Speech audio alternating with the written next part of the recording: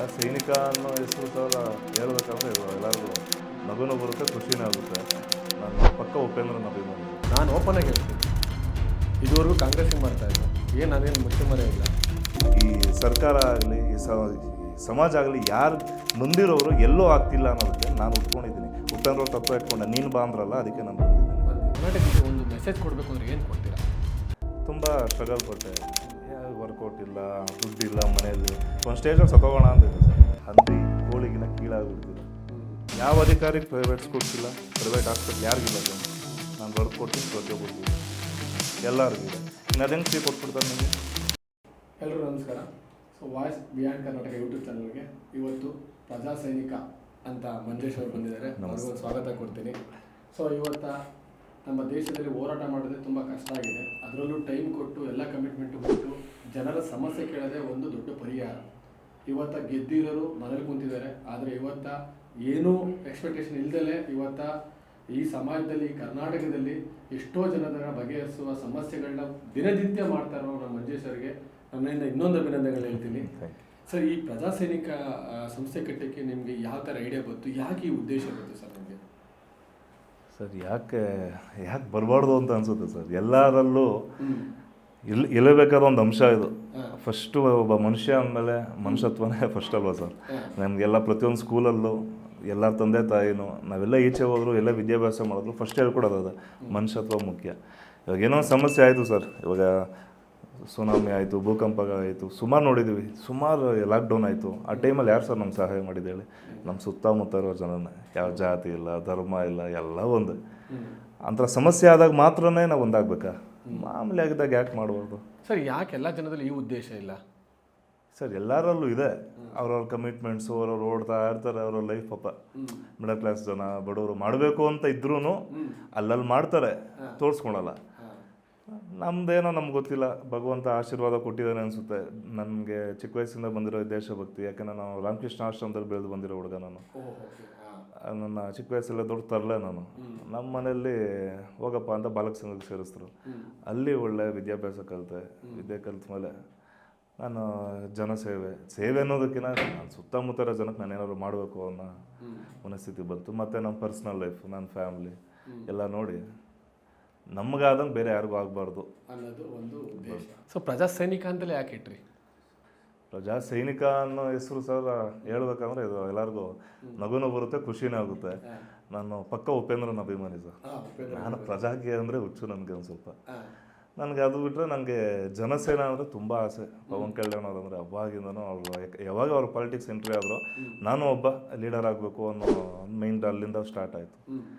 ಈ ಪ್ರಜಾಕೀಯನ ಜನಸೇನಾನ ಸೇರಿಸಿ ನಾನು ಒಂದು ಪ್ರಜಾ ಸೈನಿಕ ಅಂತ ಮಾಡಿ. ಅಲ್ಲ, ನೀವು ಹೇಳ್ತಾ ಇದ್ದೀರಾ ಉಪೇಂದ್ರನ ಫ್ಯಾನ್ ಅಂತ ಹೇಳ್ತಾ ಇದ್ದೀರಾ, ಪ್ರಜಾಕೀಯ ಇದೆ, ಆದರೆ ನೀವು ನೋಡ್ರೆ ಜನಸೇನೆ ಸಪೋರ್ಟ್ ಮಾಡ್ತಾ ಇದ್ದೀರಾ?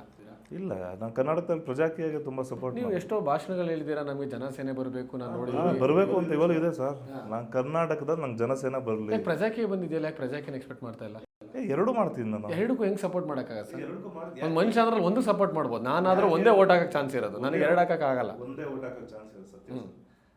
ನನಗೇನಾದರೂ ಇವಾಗ ಆಪ್ಷನ್ ಏನಾದ್ರು ನನಗೆ ಹೆಂಗೆ ಅಂದರೆ ಸರ್, ಹೆಲ್ತಿ ಕಾಂಪಿಟೇಷನ್ ಇರಬೇಕು ಅನ್ನೋ ಆಸೆ ನನಗೆ. ಇವಾಗಿರೋ ರಾಜಕೀಯದಲ್ಲಿ ನಾನು ಯಾರಿಗೆ ಸಪೋರ್ಟ್ ಮಾಡ್ತೀಯ ಅನ್ನೋದು ನನ್ನ ನೋಟ. ನಾನು ಯಾರಿಗೂ ಮಾಡಲ್ಲ, ನಂಗೆ ಇಷ್ಟ ಇಲ್ಲ. ಯಾಕೆ? ಎಲ್ಲಿ ಸರ್?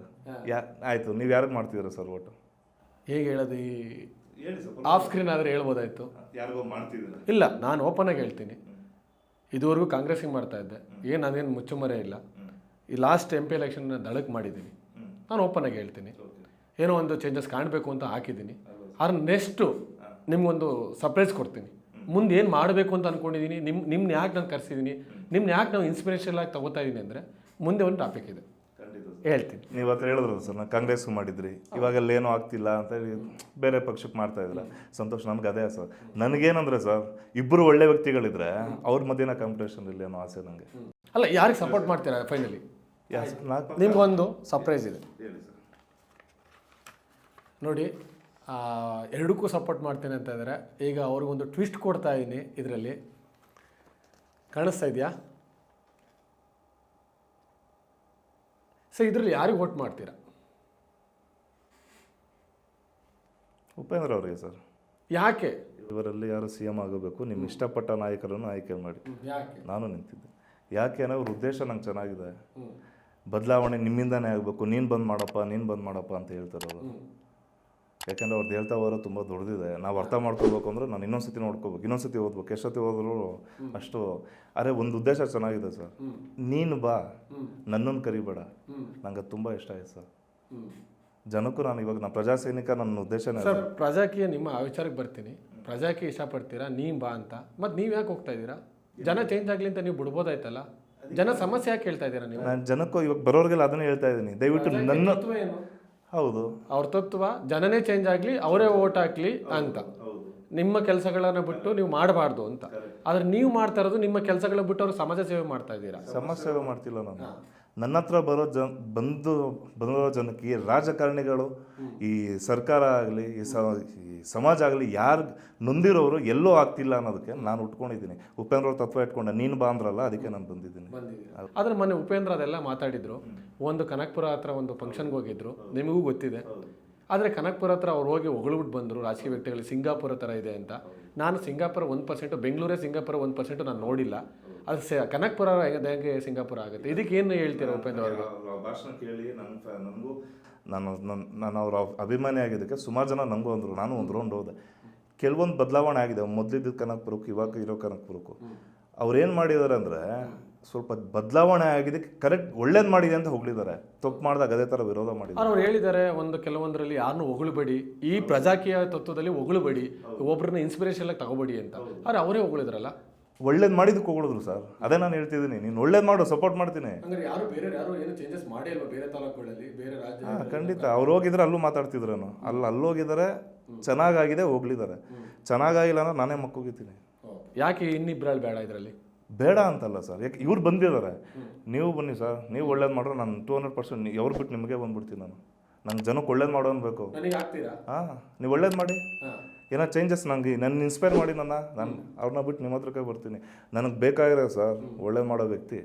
ನನ್ನ ನೀರು ಆಗಲಿ, ಅವನಲ್ಲಿ ಮಂಜೇಶ ಆಗಲಿ, ಇಲ್ಲ ಬೇರೆ ಯಾರೂ ಆಗಲಿ ಅಲ್ಲ.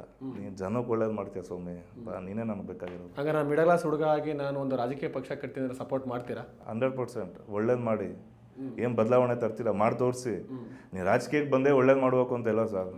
ಅರೆ ಬದಲಾವಣೆ ಬೇಕು ಅಂದ್ರೆ ಅಧಿಕಾರ ಬೇಕು. ಅದಕ್ಕೆ ನೀವು ಏನು ಪರಿಶ್ರಮ ಪಡ್ತಾ ಇದ್ದೀರಾ? ಇವ್ರಿಗೆ ಯಾರಿಗೂ ಅಧಿಕಾರ ಇಲ್ವಲ್ಲ ಸರ್? ಉಪೇಂದ್ರ ಅವ್ರಿಗೂ ಇಲ್ಲ, ದರ್ಶನ್ ಅವ್ರಿಗೂ ಇಲ್ಲ.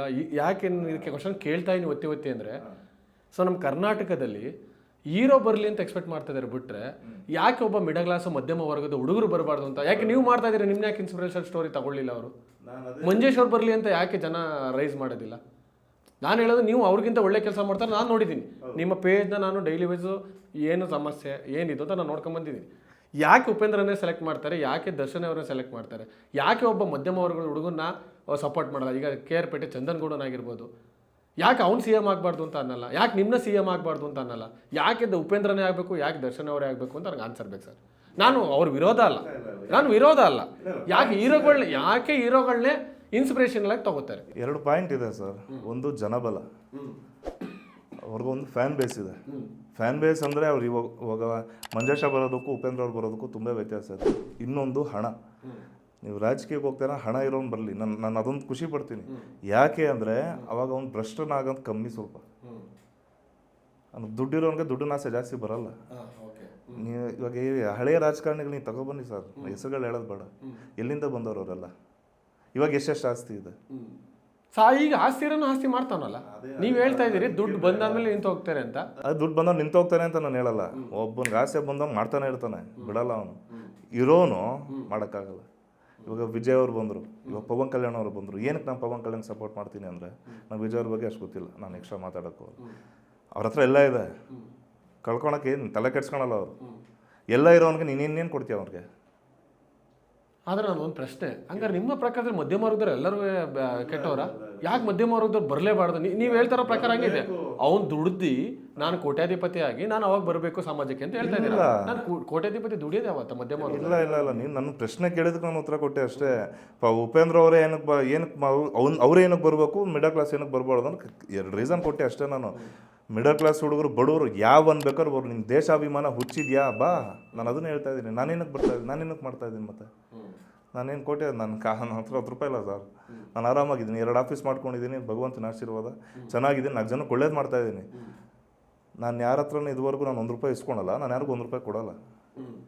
ಜನಕ್ಕೆ ಒಳ್ಳೇದು ಮಾಡೋದು ದುಡ್ಡೇನಕ್ಕೆ ಸರ್? ನನ್ನ ಪ್ರಶ್ನೆ. ನಾನು ಮಾಡ್ತಾ ಇದ್ದೀನಲ್ಲ, ಮತ್ತೆ ಕಾನೂನು ಪ್ರಕಾರ ಏನು ಬೇಕಾದ್ರೂ ಮಾಡ್ಬೋದು ನಾವು. ನಾನು ಮಾಡ್ತಾಯಿದ್ದೀನಿ, ಜನಕ್ಕೆ ಒಳ್ಳೇದೇ ಮಾಡ್ತಾಯಿದ್ದೀನಿ. ನನ್ನಂತವನಿಗೊಂದು ಅಧಿಕಾರ ಆದರೆ ನಾನು ಅಲ್ಲಾಡಿಸ್ಬಿಡ್ತೀನಿ. ಆದರೆ ಅದಕ್ಕೊಂದು ಒಳ್ಳೆ ವೇದಿಕೆ, ಒಳ್ಳೆ ಪಕ್ಷ ಬೇಕು ನನಗೆ. ನೆಕ್ಸ್ಟು ನಾವು ಅದೇ ಅಂತ ಇಟ್ಕೊಂಡು ಒಬ್ಬ ಮಿಡಲ್ ಕ್ಲಾಸ್ ಹುಡುಗ ನಾನು ಕಟ್ತೀನಿ ಪಾರ್ಟಿಗೆ ಅಂದರೆ ನೀವು ಸಪೋರ್ಟ್ ಮಾಡ್ತೀರಾ ಅಂತ ಆಯ್ತು. ಖಂಡಿತ. ನಾನು ಒಳ್ಳೆ ಥಾಟ್ಸ್ನ ತಗೊಂಬಂದು ಮಧ್ಯಮ ಅವರದ್ದು ಹುಡುಗ ನಾನು ಬರ್ತೀನಿ. ಹ್ಞೂ ಸರ್, ಮಾಡೋಣ. ನಾನೇ ನಿಂತ್ಕೊತೀನಿ ನಿಮ್ಮ ಜೊತೆ, ಅದು 2 ಮಾತಿಲ್ಲ ಅದರಲ್ಲಿ. Thank you. ಸಪೋರ್ಟ್ ಮಾಡ್ತೀನಿ ಅಂದ್ರಲ್ಲ, ಥ್ಯಾಂಕ್ ಯು. ಖಂಡಿತ ಖಂಡಿತ. ಸರ್ ನೆಕ್ಸ್ಟು ಸ್ವಲ್ಪ ಲೈಫ್ ಟಫೆಸ್ಟ್ ಫೇಸ್ ಯಾವುದು ನಿಮ್ಮದು? ಲೈಫಲ್ಲಿ ಪ್ರತಿಯೊಬ್ಬರಿಗೂ ಒಂದು ಟಫೆಸ್ಟ್ ಫೇಸ್ ಬರುತ್ತೆ. ಯಾವತ್ತು ನಿಮ್ಗೆ ಆ ಥರ ಅನಿಸಿದೆ? ಸರ್, ನಾನು ಇದು ಮಾಡೋಕ್ಕೂ ಮುಂಚೆ ನಾನು movie artist sir, gang fighter ಆಗಿದ್ದೆ. ನಾನು ಡಿಗ್ರಿ ಮುಗಿಸಿ ನವರ್ಸ್ ಅಕಾಡೆಮಿಯಲ್ಲಿ ಡಬಲ್ ಡಿಗ್ರಿ ಆ್ಯಕ್ಟಿಂಗ್ ಕೋರ್ಸ್ ಮಾಡಿ ಸಿನಿಮಾ ಇಂಡಸ್ಟ್ರಿಗೆ ಬಂದು ಎದ್ದು ಬಿದ್ದು ಫೈಟಿಂಗ್ ಮಾಡಿ ಈ ಭರಾಟೆಯಿಂದ ಜರ್ನಿ ಸ್ಟಾರ್ಟ್ ಆಯಿತು. ಭರಾಟೆ, ಸಲಗ, KGF ಸುಮಾರು ಮೂವೀಸಲ್ಲಿ ಒಂದು 70-75 ಸಿನಿಮಾ, ಒಂದು 40 ಸೀರಿಯಲಲ್ಲಿ ಗ್ಯಾಂಗ್ ಆರ್ಟಿಸ್ಟ್ ಆಗಿ ತುಂಬ ಸ್ಟ್ರಗಲ್ ಪಟ್ಟೆ. ವರ್ಕೌಟ್ ಇಲ್ಲ, ದುಡ್ಡಿಲ್ಲ ಮನೆಯಲ್ಲಿ. ಒಂದು ಸ್ಟೇಜಲ್ಲಿ ಸತ್ತೋಗೋಣ ಅಂತ ಇದೆ ಸರ್. ಈ ಮಂಜೇಶ ಏನು ಸುಲಭ ಅಲ್ಲ. ಅದೇನೋ ಅಂತಾರಲ್ಲ, ಜೋಬಲ್ಲಿ ಯಾರು ಇವಾಗ 1 ರೂಪಾಯಿ ಇಲ್ಲ ಅಂದರೆ ಯಾರೂ ನಂಬಲ್ಲ. ಅವ್ರು ಅನುಭವಿಸಿರೋನು ಗೊತ್ತಷ್ಟೇ. ಅದು 1 ರೂಪಾಯಿ ಇಲ್ದಂಗೆ ಓಡಾಡಿದ್ದೀವಿ. ಜೊತೆಗೆ ಒಳ್ಳೆ ಸ್ನೇಹಿತರು ಸಪೋರ್ಟ್ ಮಾಡಿ ಅಲ್ಲಿಂದ ಎದ್ದು ಬಂದು ಏನಾದ್ರು ಒಂದು ಮಾಡಬೇಕು, ಏನಾದ್ರು ಹೆಸರು ಮಾಡಬೇಕು, ನಾವೇನಾದ್ರು ಮಾಡಬೇಕು, ನಾವು ಬೆಳಿಬೇಕು ಅನ್ನೋ ಉದ್ದೇಶದಿಂದ ಹೆಂಗೋ ಸ್ಟಾರ್ಟ್ ಮಾಡಿದ್ವಿ. ಅಲ್ಲಿಂದ ಬಂದು ಆ ಟೈಮಲ್ಲಂತೂ ಸಿನಿಮಾ ಇಂಡಸ್ಟ್ರಿಯಲ್ಲಿ ಇದ್ದಾಗಂತೂ ಸರ್, ನಾನು ಒಂದು ಸಾಯಬೇಕು ಇಲ್ಲ ಸಾಧನೆ ಮಾಡಬೇಕು. ಇವಾಗಲೂ ನಾನು ಸಿನಿಮಾ ಇಂಡಸ್ಟ್ರಿ ಬಿಟ್ಟಿಲ್ಲ. ಇನ್ನೂ ಇದ್ದೀರಾ, ಕಂಟಿನ್ಯೂ ಇದ್ದೀರಾ? ಯಾರೋ ಗೊತ್ತಾಗಲ್ಲ ಅಷ್ಟೇ. ಇನ್ಮೇಲೆ ಬರ್ತೀರಾ? ಇವತ್ತು ನಾನು ಕರೆದಿದ್ದೀನಿ, ನಾಳೆ ದಿವಸ ಇಂಥವ್ರು ತುಂಬ ಜನ ಕರೀತಾರೆ. ಇವತ್ತು ನೀವು ಗುರುತಿಸ್ಕೊಳ್ಳೋಕೆ ಕಾರಣ ನಿಮ್ಮ ಸೇವೆಯಿಂದಲೇ ಅಲ್ವಾ? ಇವತ್ತು ನಾನು ಕರೆದಿದ್ದೀನಿ ಅಂದರೆ ಸುಮ್ಮನೆ ಕರೆದಿಲ್ಲ. ಯಾಕೆ ನಾರ್ಮಲ್ ಮನುಷ್ಯ ನಾನು ಕರಿಬೋದಾಯ್ತು, ನಾನು ಅವ್ರನ್ನ ಕರೆದಿಲ್ಲ. ಈಗ ನಿಮ್ಮನ್ನ ಕರೆದಿದ್ದೀನಿ ಅಂದರೆ ನೀವು ಆಲ್ರೆಡಿ ಒಂದು ಸ್ಟೇಜಲ್ಲಿ ಬೆಳೀತಾ ಇದ್ದೀರಾ ಅಂತ ಅರ್ಥ. ಸರ್, ಕನ್ನಡ ಸಮಾಜಕ್ಕೆ ನೀವು ಒಂದು ಕರ್ನಾಟಕಕ್ಕೆ ಒಂದು ಮೆಸೇಜ್ ಕೊಡಬೇಕು ಅಂದರೆ ಏನು ಕೊಡ್ತೀರಾ? ಕರ್ನಾಟಕಕ್ಕೆ ಮೆಸೇಜ್ ಕೊಡಬೇಕು ಅಂದರೆ ಜನರಿಗೆ, ಕರ್ನಾಟಕ ಜನರಿಗೆ ಒಂದು ಮೆಸೇಜ್ ಕೊಡಬೇಕು ಅಂದ್ರೆ ಏನು ಕೊಡ್ತೀರಾ? ನೆಕ್ಸ್ಟ್ ಇನ್ನು 2 ವರ್ಷದಲ್ಲಿ ಎಲೆಕ್ಷನ್ ಇದೆ, ಏನು ಮೆಸೇಜ್ ಕೊಡ್ತೀರಾ? ಕರ್ನಾಟಕ ಜನತೆಗೆ ಏನು ಕೊಡೋಣ ಸರ್? ಅವ್ರು ಎಲ್ಲ ಬುದ್ಧಿವಂತರು ಗೊತ್ತಿರೋರೆ. ದಯವಿಟ್ಟು ನಾನು ಕನ್ನಡನ ಉಳಿಸಿ ಅನ್ನೋದಕ್ಕಿಂತ ಕನ್ನಡ ನೀಟಾಗಿ ಬಳಸಿ, ನಮ್ಮ ಸಮಸ್ಯೆ, ನಮ್ಮ ಸುತ್ತಮುತ್ತ ಇರೋ ಸಮಸ್ಯೆ ನಮ್ಮ ಕನ್ನಡಿಗರ ನಾವೇ ಸರಿ ಮಾಡ್ಕೋಬೇಕು.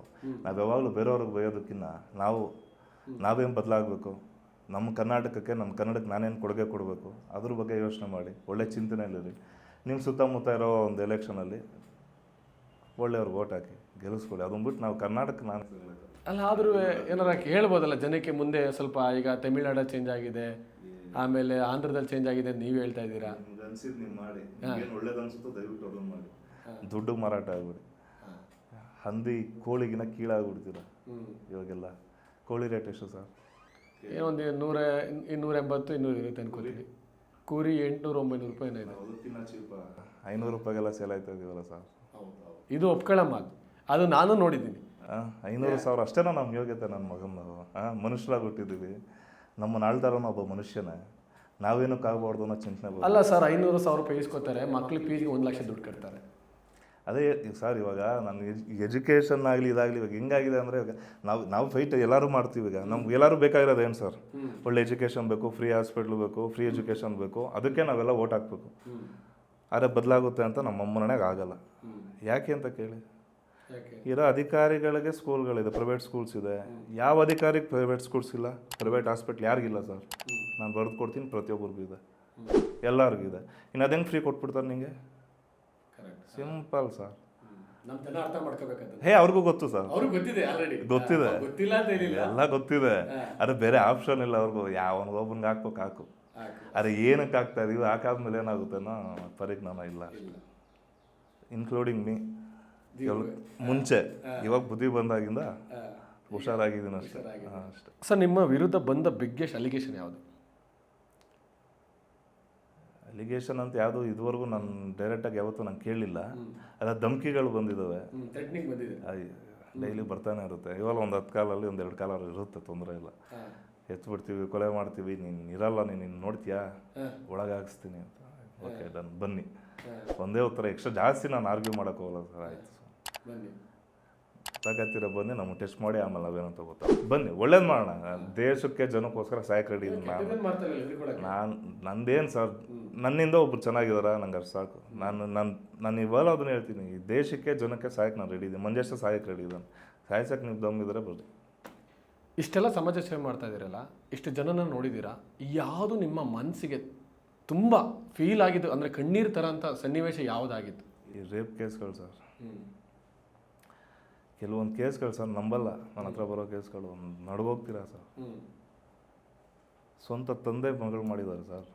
ತಂದೆ ಮಗಳು ಮಾಡಿದ್ದಾರೆ, ತಾತ ತಾತ ನರಳೋಗ್ಬಿಡ್ತೀವಿ ಸರ್. ಮನೆಯಲ್ಲೇ ಮುಚ್ಚಿಟ್ಬಿಡ್ತಾರೆ, ಮಾನ ಮರ್ಯಾದೆ ಹೋಗುತ್ತೆ ಅಂತ ನನಗೆ ಸೀರಿಯಸ್ ಆಗ್ತದೆ. ನನಗೆ ಅಂಥವ್ರೆಲ್ಲ ಕಣ್ಮುಂದೆ ಸಿಕ್ಕರೆ ನಾನು ಜೈಲಿಗೆ ಹೋದ್ರೂ ಪರವಾಗಿಲ್ಲ. ಎಲ್ಲ ಸುಮ್ಮನೆ ಡೈಲಾಗ್ ಹೊಡಿಯೋದಲ್ಲ ಸರ್. ನನ್ನ ಮಗ ಹಂಗೆ ಬದುಕ್ದವ್. ನಾನು ಕೈಯೋ ಕಾಲ ತೆಗೆದು ಬಿಡ್ಬೇಕು. ಇವಾಗ ತಪ್ಪು ಮಾಡಿದವನಿಗೆ ನೀನು ಧೈರ್ಯವಾಗಿ ರೇಪ್ಗಳು ಮಾಡ್ತಾನೆ, ಧೈರ್ಯವಾಗಿ ಕೊಲೆಗಳು ಮಾಡಿ ಹೆಣ್ಮಕ್ಳನ್ನ ಸಾಯಿಸ್ತಾ ಇದ್ದಾರೆ, ಜೈಲಿಗೆ ಹೋಗಿ ವಾಪಸ್ ಬರ್ತಾರೆ ಅಂದಮೇಲೆ ಅಂಥವ್ರಿಗೆ ಬೇಲ್ ಸಿಗುತ್ತೆ ಅಂದ್ರೆ ನನ್ನ ಮಗನ ಅಂಥವ್ನು ಸಾಯಿಸ್ಬಿಟ್ಟು ನಾನು ಹೋಗ್ತೀನಿ ಬಿಡಿ ಸರ್, ನನಗೂ ಬೇಲ್ ಸಿಗುತ್ತೆ. ಕಾನೂನು ಎಲ್ಲರಿಗೂ ಒಂದೇ ಅಲ್ವ ಸರ್? ಮತ್ತು ನಾವೇನು ಯೂಸ್ ಮಾಡ್ಕೊಂಡು ನಮಗೆ ಬರಲ್ವ ಸರ್?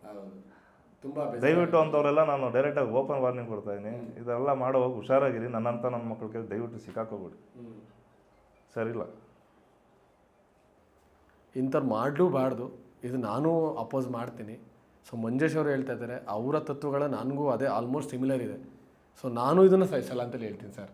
ಓಕೆನಾ? ಇದು ಅಲ್ಲ ಇದು ಸರ್. ನಿಮ್ಮ ಬಾಲ್ಯದ ವಿಚಾರಕ್ಕೆ ಬಂದರೆ ನೀವು ಎಲ್ಲಿ ಬೆಳೆದಿದ್ದು, ಹೆಂಗೆ ನಿಮ್ಮ ಫ್ಯಾಮಿಲಿ ಬ್ಯಾಕ್ಗ್ರೌಂಡು? ನಾನು, ನಮ್ಮ ತಾಯಿ, ನಮ್ಮ ತಮ್ಮ, ನಮ್ಮ ಮಾವ ಸರ್. ನಮ್ಮ ತಂದೆ ಚಿಕ್ಕ ವಯಸ್ಸಲ್ಲೇ ನಮ್ಮನ್ನು ಬಿಟ್ಟೋದ್ರು, ಬೇರೆ ಮದುವೆ ಮಾಡ್ಕೊಂಡು ಹೋದ್ರು. ನಾವು ಚಿಕ್ಕ ಮಕ್ಕಳಿನ್ನ 2ನೇ ಕ್ಲಾಸು 3ನೇ ಕ್ಲಾಸ್ ಇರ್ಬೇಕು, ಜ್ಞಾನ ಇಲ್ಲ. ನನ್ನ ತಾಯಿನೇ ನಮ್ಮನ್ನು ಕಷ್ಟಪಟ್ಟು, ನಮ್ಮ ಮಾವ ಒಂದು ಬ್ಯಾಂಕ್ ಎಂಪ್ಲಾಯಿ ಅವರು. ನಮ್ಮ ಮಾವ ಅವರು ಮದುವೆನೂ ಬೇಡ, ನನ್ನ ತಂಗಿ ಮಕ್ಕಳನ್ನ ಸಾಕಬೇಕು ಅಂತೇಳಿ ಅವ್ರು ತ್ಯಾಗ ಮಾಡಿ ನಮ್ಮನ್ನು ಈ ಸ್ಟೇಜಿಗೆ ತಂದರು. ನನ್ನ ತಾಯಿ ಅದು ನೋಡಿನೇ ಸರ್. ನನ್ನ ತಾಯಿ ನಳ್ಳಾಡಿದ್ದು ನಾನು ನೋಡಿದ್ದೀನಿ ತುಂಬ. ತಂದೆ ಹೇಳಿದ್ರೆ ಸಿಂಗಲ್ ಪೇರೆಂಟು ತುಂಬ ಕಷ್ಟ ಸರ್. ಎಂತ ನಮ್ಗೆ ಆ ಚಿಕ್ಕ ಮಕ್ಕಳು ನಾವು ಅಪ್ಪ ಬೇಕು, ಏನು ಜ್ಞಾನ ಇಲ್ಲ. ಮನೇಲಿ ಸ್ಟ್ರಿಕ್ಟೇ. ನಮ್ಮ ಮಾವ ಹೆಂಗೆ ಅಂದರೆ ಸರ್, ಸ್ಟ್ರಿಕ್ಟು.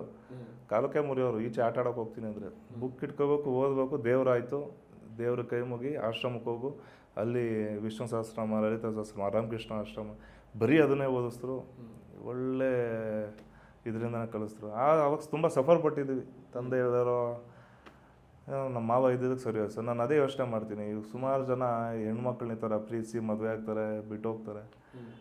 ನಮ್ಗೆ ನಮ್ಮ ಮಾವ ಇದ್ದಾರೆ ಸರ್. ಬೇರೆಯವ್ರಿಗೆಲ್ಲ ಪಾಪ ಆ ಮಕ್ಕಳು ಪಡೋ ಕಷ್ಟ ನಮ್ಗೆ ಗೊತ್ತು ಸರ್. ನಾನು ಅನುಭವಿಸ್ಬಿಟ್ಟಿದ್ದೀನಿ.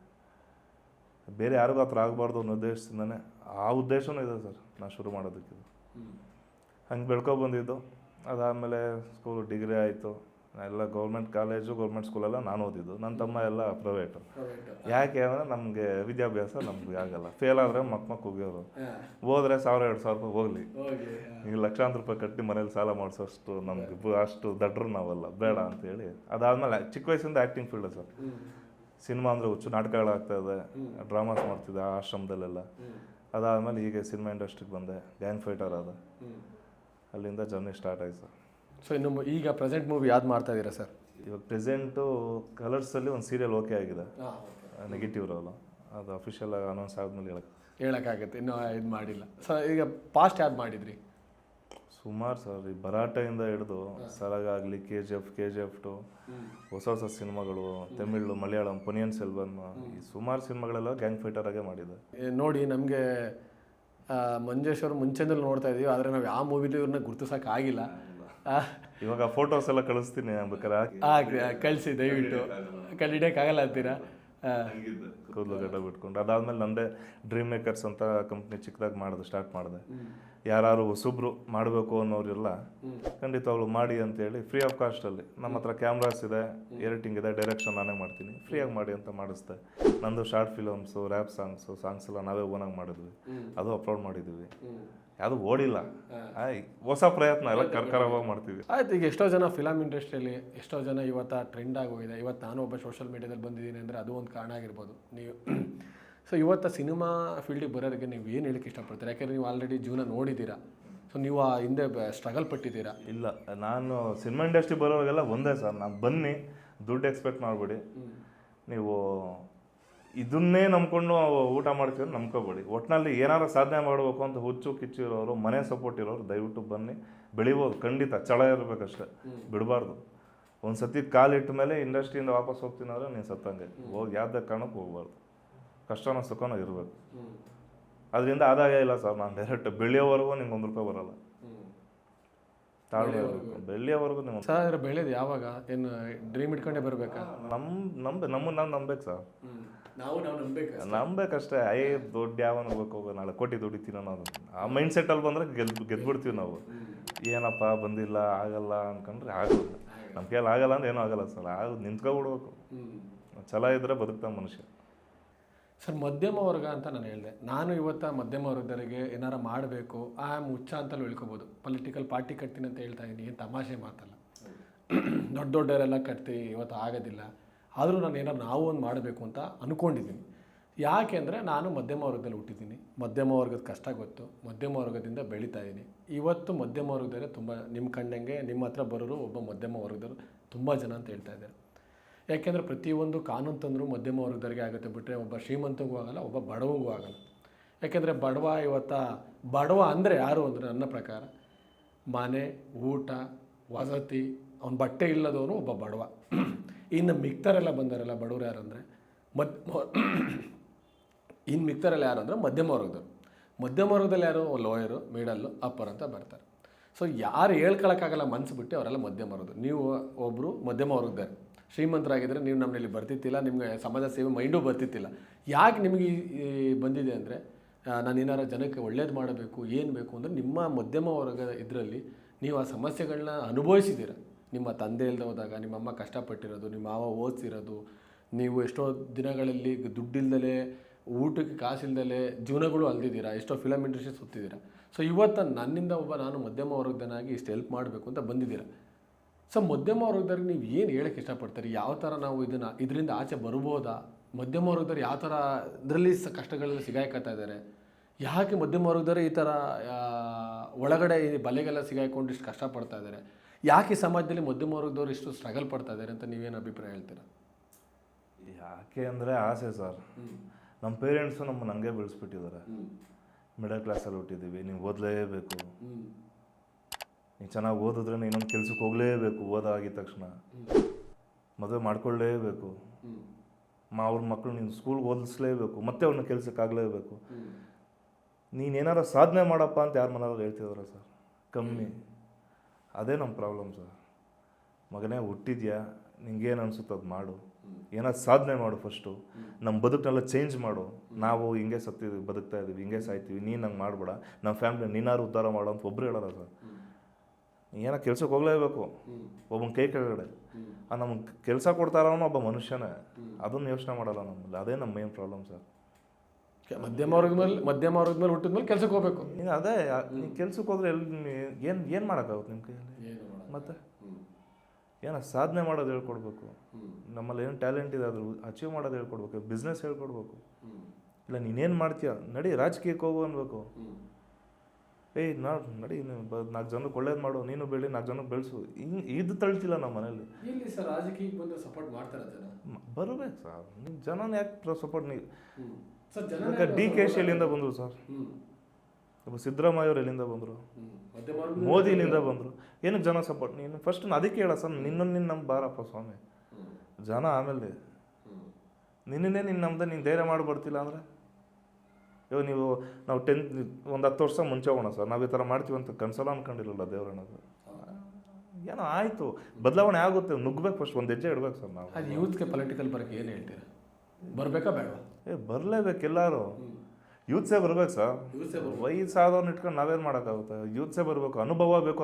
ಏನು ಅನುಭವ ಏನಕ್ಕೆ ಸರ್? ರಾಜಕೀಯಕ್ಕೆ ಅನುಭವ ಏನಕ್ಕೆ ನನ್ನ ಪ್ರಶ್ನೆ. ನೀನು ಈ ಸುತ್ತಮುತ್ತರ ಸಮಸ್ಯೆಗೆ ಕ್ಲಿಯರ್ ಮಾಡೋಕ್ಕೆ, 4 ಜನಕ್ಕೆ ಒಳ್ಳೇದು ಮಾಡೋಕ್ಕೆ ಅನುಭವ ಏನಕ್ಕೆ? ಕಣ್ಮುಂದೆ ಯಾರು ನಾವು ಅನುಭವಿಸಿರೋದೇ ಸಾಕು, ಅದೇ ಅನುಭವ. ನಾವು ಚಿಕ್ಕ ವಯಸ್ಸಿನ ಅನುಭವಿಸ್ತಾನೆ ಇದ್ದೀವಿ, ಅದೇ ಅನುಭವ ಸಾಕು. ಹೌದೌದು. ಈ ಮಾತು ನೋಡಿ, ನಾನು ನೋಡಿದ ಜನರೇ ಇವತ್ತು ಮಂಜೇಶ್ವರ ಒಂದು ಒಳ್ಳೆ ಮಾತು ಹೇಳಿದರು, ನಂಗೆ ತುಂಬ ಇಷ್ಟ ಆಯಿತು. ನಾವು ಚಿಕ್ಕ ವಯಸ್ಸಿಂದ ಇಷ್ಟು ವರ್ಷ ಆಗಿದ್ದೀವಿ, ನಾವು ಅದನ್ನೇ ಅನುಭವ. ನಾವು ಎಷ್ಟು ಕಷ್ಟಪಟ್ಟು ಬಂದಿದ್ದೀವಿ, ಎಲ್ಲ ಕಷ್ಟ ದಾಟಿ ಬಂದಿದ್ದೀವಿ ಅಂದರೆ ಅದಕ್ಕಿಂತ ಅನುಭವ ಏನು ಬೇಕಾಗಿಲ್ಲ. ಬರಬೇಕು, ಬರೋ ಛಲ ನಿನಗಿಲ್ಲ ಅಷ್ಟೇ. ಯಾಕೆ ಸುತ್ತಾಕೊಂಡಿದ್ಯಾ ನೀ ಕಮಿಟ್ಮೆಂಟ್ ಅನ್ನೋ ಸುಳಿಯಲ್ಲಿ. ಮನೇಲಿ ಹೇಳಿದ್ರು ಕೆಲ್ಸಕ್ಕೆ ಹೋದೆ, EMI ತಗೊಂಡೆ, EMI ಕಟ್ಟಕ್ಕೆ ಗಾಡಿ, ಅದಾದ್ಮೇಲೆ ಮತ್ತೆ ಮನೆ ಕಟ್ಟು, ಮನೆ ಕಟ್ಟಲೇಬೇಕು. ಫ್ಯಾಮಿಲಿ 4 ಜನರ ಮುಂದೆ ಏನಾದ್ರು ಬಿಲ್ಡಪ್ ಹಾಕೊಳಕ್ಕೆ ಒಂದು ಕಾರ್ ತಗೊಳ್ಳೇಬೇಕು, ಸ್ವಂತ ಮನೆ ಮಾಡ್ಕೊಳ್ಳೇಬೇಕು, ಅದು ಕಟ್ಕೊಳ್ಳೇಬೇಕು. ಕಟ್ಟೋ ಅಷ್ಟೊಂದು ಮಗ ದೊಡ್ಡವನಾಗಿರ್ತಾನೆ, ಆ ಮನೆಗೆ ಹಿಂಗೆ ಕಂಟಿನ್ಯೂ ಮಾಡ್ಕೊಳೋದು. ಸೊ ಇವತ್ತು EMI ಎಲ್ಲ ಜೀವನನ ಸರ್ ಇದು? ಸಾಯ್ತಾ ಇದ್ದಾರೆ ಅನ್ಸುತ್ತಲ್ಲ ಸರ್? ನನ್ನನ್ನು ಕೇಳಿದ್ರೆ ಸರ್, ನಾನು ಅಂತ ಬಾಳೋದಕ್ಕಿಂತ ನಾನು ನಿಮ್ಮದೇ ಸತ್ತೋಗ್ಬೋದು. ಯಾಕೆ ಆ ಜೀವನ? ಒಂದಿನ ಕಾಲ ನಿಮ್ಮದೇ ಬದುಕ್ತಾವನ ಸರ್ ಯಾರಾದರೂ? ಆಸೆ ಅನ್ನೋದನ್ನ ಕಮ್ಮಿ ಮಾಡ್ಕೋಬೇಕು ಸರ್. ನಮ್ಮ ಹತ್ರ ಇರೋದ್ರಲ್ಲಿ ನಿಮ್ಮದೇ ಆಗಿರ್ಬೇಕು, ಅವಾಗ ಏನಾದ್ರು ಉದ್ಧಾರ ಆಗ್ತೀವಿ.